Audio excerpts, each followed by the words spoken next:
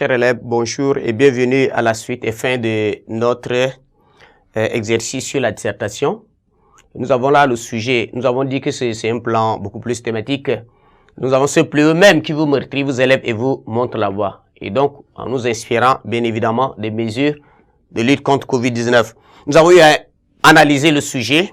Nous avons détecté comme problème les conséquences positives derrière les mesures de lutte contre Covid-19. Et aussi derrière les drames que cause la Covid-19. Voilà, c'est ça. Et donc, nous avons, avec ce problème, nous avons essayé d'aborder les mesures de lutte contre le Covid-19. Quels sont les aspects positifs qu'on peut trouver là-dedans? À chaque mesure, comme on l'a dit, on avait trouvé sur le plan sanitaire. Lorsqu'on nous demande de nous laver les mains, voilà, c'est l'hygiène qu'on nous enseigne.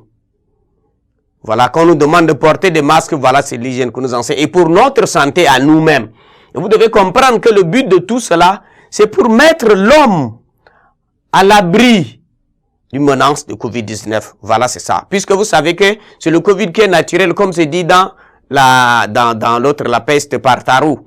Mais c'est nous qui portons ces virus-là de l'un à l'autre. Lorsque la Covid a embrasé le monde entier, a touché le monde entier, c'est puisque il y a un flux, il y a un déplacement. Il y a le déplacement. Les hommes communiquent un peu partout. C'est comme ça qu'ils ont véhiculé le virus d'un lieu à un autre. Ça a commencé en Chine. Mais nous avons, le monde est devenu déjà un village. Hein? Donc nous sommes dans l'interdépendance. Voilà, c'est ça. C'est ce qui a créé ces problèmes-là. Et lorsque le monde est devenu un village, ce qui passe dans un village atteint tout le monde.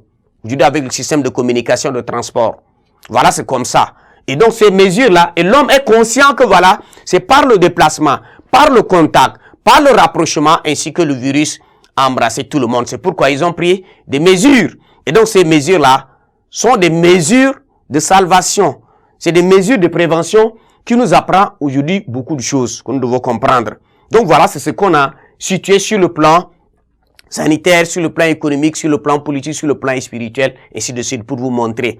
Et donc, voilà, c'est ça. Et maintenant, nous tombons dans la conclusion. Nous avons dit que la conclusion, c'est le bilan. C'est le bilan de notre réflexion. Ce n'est rien que ça. On ne peut pas reprendre encore traiter, mais c'est le bilan qu'on fait. On redit de manière précise. Nous répondons déjà à la question posée dans l'introduction. Nous avons dit comment et en quoi la Covid-19, hein, qui nous fait du mal, peste qui nous fait du mal, pour nous montrer le chemin. Hein. Voilà, c'est ce qu'on a essayé de voir. Et dans tout ce que nous avons dit, maintenant on peut conclure, on a posé la question en quoi? Nous avons vu que sur le plan sanitaire, c'est l'hygiène. Sur le plan économique, nous avons certainement des problèmes. Mais nous avons aussi la récession économique, mais aussi l'émission de gaz qui a aussi chuté. Donc voilà, il y a la pollution. Voilà, c'est ce que nous avons vu. Les mesures sur le plan des couvre-feu, ainsi de suite, tout ça. Nous avons quelque chose de positif là-dedans. Et donc tout cela va nous permettre de voir que, en dépit de tout ce que nous avons vécu, hein, par rapport aux menaces de Covid-19, nous pouvons dire que voilà, effectivement, le Covid-19 menace.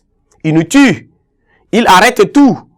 Mais il nous amène aussi à reconnaître notre erreur et à nous corriger. Et si nous devons comprendre que si ces mesures-là, nous sommes un peu préventifs au début, nous ne pouvons pas tomber dans ça. Et donc, ça permet déjà de se corriger pour ne pas transmettre. Vous verrez, dès lors, il y a toujours des maladies contagieuses, comme la tuberculose. Si les gens prennent des précautions pour avoir, ça peut rester sur une ou deux personnes et ça ne peut pas embraser le monde entier. Et donc, nous devons comprendre que la Covid-19, vu ces menaces, les dégâts qu'il a fait, les drames derrière, nous trouvons quand même certains lueurs de lumière. Voilà, d'espoir que nous trouvons là. Parce que ça amène l'être humain à se reconnaître ses erreurs, à les corriger pour le bien-être personnel et aussi des autres. Car on dit, les malheurs qui arrivent à l'homme proviennent quelquefois de ses erreurs. Vous voyez ça? Quelquefois de ses erreurs. Si nous disons que la Covid aujourd'hui nous permet sur le plan politique, au niveau national de nous unir, c'est déjà une occasion de savoir que nous devons nous unir au-delà de nos diversités, de nos colorations politiques pour développer l'unité nationale. Et nous avons beaucoup de fléaux qui sont là. la misère. C'est pas que Covid, mais la misère. Voilà tout ça, à combattre, la pauvreté, à combattre. Et voilà, et combattre même l'injustice, le clanisme, tout ce que nous sommes en train de faire pour vivre comme des humains. Et donc, au-delà de ça, Covid-19 nous unit. Hein? Mais comme l'introduction peut ménager une ouverture, on dit qu'il faudrait vraiment, absolument qu'il ait une menace pour que l'homme fasse du bien. C'est ce qu'on peut comprendre.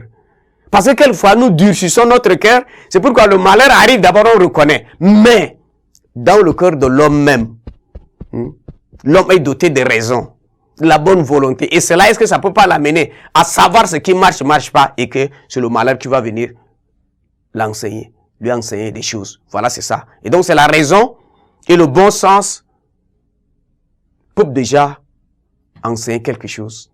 Et où sommes-nous pour tomber dans ces choses pour qu'une maladie vienne nous enseigner à faire du bien?